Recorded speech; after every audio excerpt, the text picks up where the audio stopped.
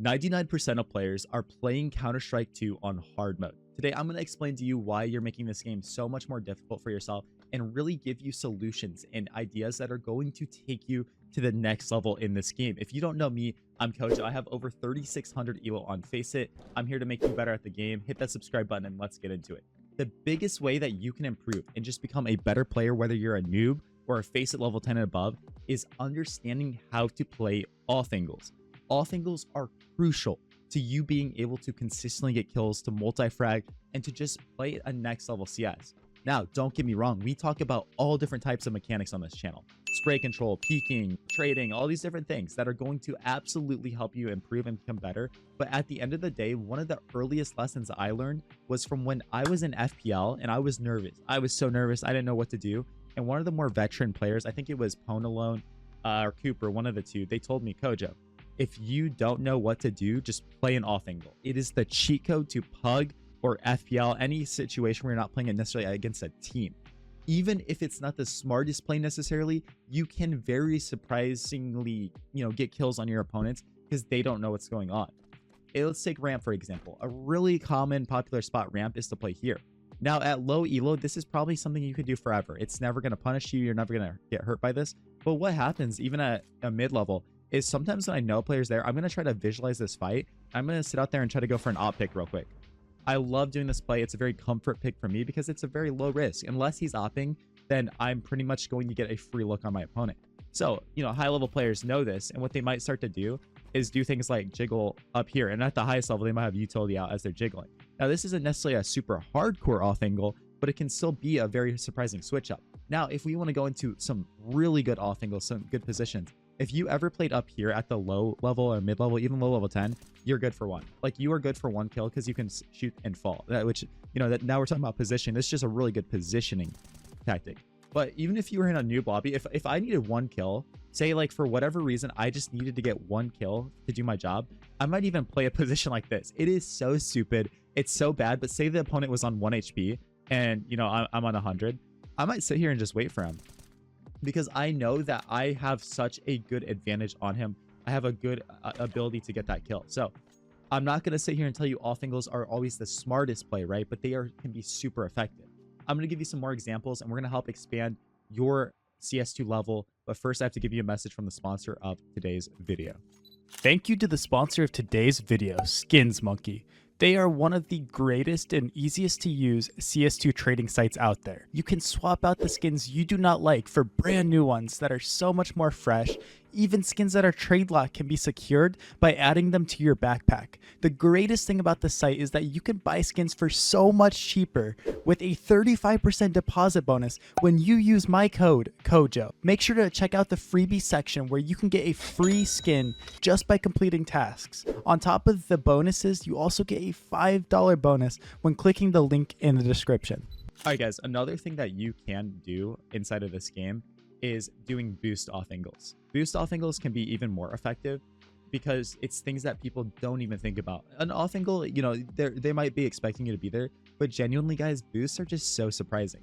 One of the weird ones that I used to run back in the day, I kind of stopped doing this, but I promise, when I was like Faceit level 5, this type of stuff really just helped me feel comfortable and make the game fun, because I would just play like up here.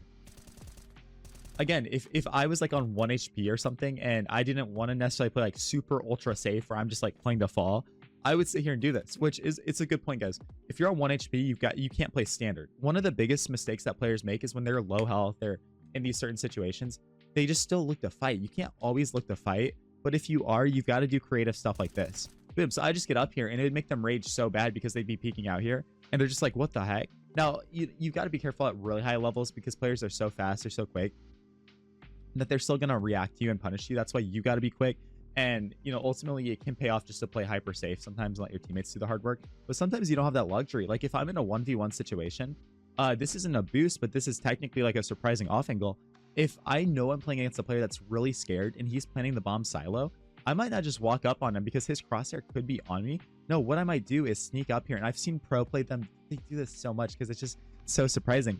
They'll just come up here and sit on top of top hut and just wait. They just wait because when the guy peeks out, he practically has a heart attack because he's like, what? Wait, what? He's like, how am I dying to this? How am I dying to somebody up there? Like, it's just so surprising. And it plays into that mental game. It's not even just about you guys. It's the mental game that you're forcing your opponents to think about. It's getting to the point where this isn't really an off angle anymore, but a lot of times CTs will hold A site from up here as well for multiple reasons. A lot of the pro flashes come back here, so you dodge the pro flashes. But again, just a surprising off angle where you can shoot their toes and they can't see you. That's like a really strong position. Same thing here on B. If you know your opponents are coming out a single door, a lot of players will play up here because you can just see their feet, their legs, and it's just a free kill. Some of your biggest problems is you're just playing too standard on the floor. You're thinking about this game as just a deathmatch server. This is a really creative, next level game that you should be playing, and you're doing yourself a huge disservice. One play that is a maniac, crazy play that I run is I tell my teammate to smoke glaive outside, so they smoke this. I tell them to flash high. While they're doing all that, I come up here with my own smoke, and I jump up on top of top garage. And I sit here and I crouch, and I hold top silo. Now, why do I do this? Because look at this, guys. Even if they saw me go up there, once I'm up there, as long as I don't expose myself, they literally can't shoot through this thing, which is cool. That's cool. You know what I mean? Like, that's a good bonus of this position. But more importantly, I can sit up here and just I get so many free kills on the silo guy. And if you guys watch my streams on twitch.tv/CoJoMoCS, you know I whiff a lot. But even though I'm whiffing, these off angles make it so I still get kills. So sometimes you watch a player like me and you're like, bro, how is this guy high level? How is he? We all get there through different reasons. I'm sure there's level 9s, level 8s that have better aim than me, better mechanics in that way. But they just they play this game like it's Call of Duty. They just run around, shoot, run around, shoot, run around, shoot. Versus like players that you generally know Team CS, they're at a high level. They got there through multiple reasons, and off angles and these setups and stuff are 100% effective in that way.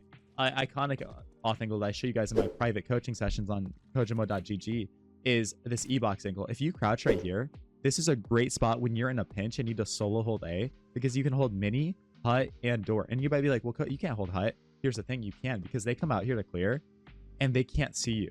They can't see you, and nobody's gonna walk out here and then like eye up there. No, when it's scary. When you're walking out here, you're like, okay, is he top hut? Is he, you know, you're looking at one of those positions, and this angle pros love it so much.